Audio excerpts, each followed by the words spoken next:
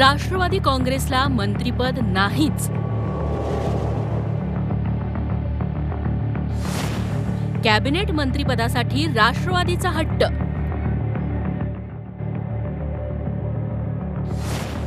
राज्य मंत्रिपदाची ऑफर धुडकावली.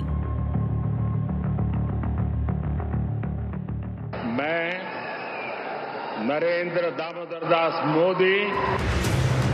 नरेंद्र मोदींनी तिसऱ्यांदा पंतप्रधान पदाची शपथ घेतली आहे. मोदी 3.0 कॅबिनेटमध्ये अनेक नव्या चेहऱ्यांना संधी देण्यात आली, तर काही विद्यमान मंत्र्यांचे पत्ते कट करण्यात आले.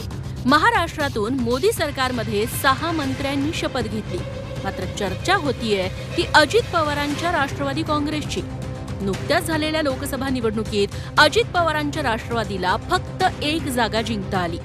राष्ट्रवादीला 1 मंत्रिपद मिळेल अशी आशा होती, मात्र मंत्रिमंडळात त्यांना स्थानच मिळालेलं नाही.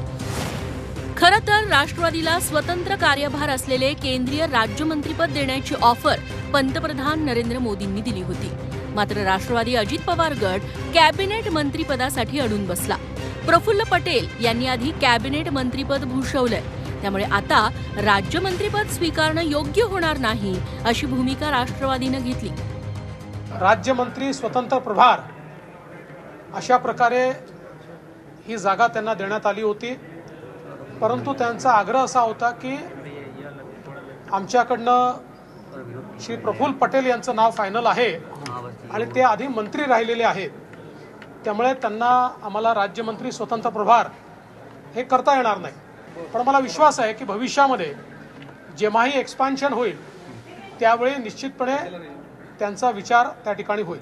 आमच्या सगळ्यांचं ठरलेलं होतं की यावेळेस आपण मंत्रिमंडळात कॅबिनेट मंत्र्यांची जागा घेऊन ती प्रफुल्लभाई पटेल आमचे सिनियर आहेत त्यांना ती द्यायची.